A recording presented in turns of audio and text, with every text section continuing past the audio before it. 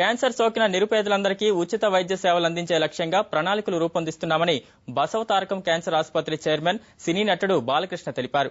America ఫిలడెల్ఫియాలో నిర్వహించిన Basavatarakam cancer ఆసుపత్రి విరాళాల సేకరణ కార్యక్రమంలో బాలకృష్ణ పాల్గొన్నారు. ప్రస్తుతం పేదల నుంచి నామమాత్రపు ఛార్జీలు వసూలు చేస్తున్నామని, ప్రవాసాంధ్రుల సహకారంతో ఉచిత వైద్య సేవలకు సన్నాహాలు చేస్తున్నట్టు ఆయన చెప్పారు.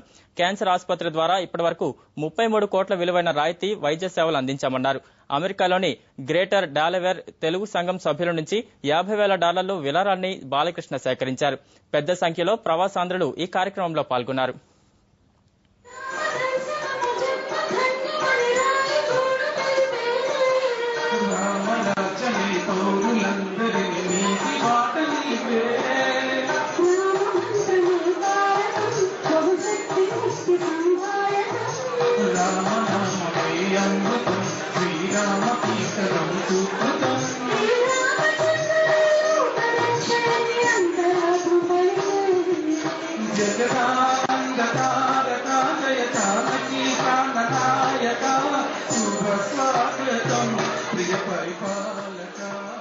ఈ యొక్క క్యాన్సర్ ఆసుపత్రిని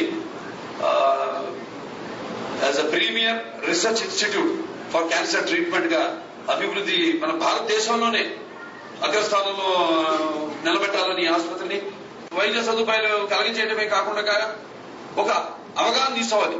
అంటే ముఖ్యంగా ఈ యొక్క పరిశోధన జరపాలి. పరిశోధన జరిపి అసలు మూల కారణాలు ఏంటో తెలుసుకోవాలని అన్న ఉద్దేశంతో రీసెర్చ్ అండ్ డెవలప్మెంట్ వింగ్ ని కూడా ఇక్కడ డెవలప్ చేయడం జరిగింది.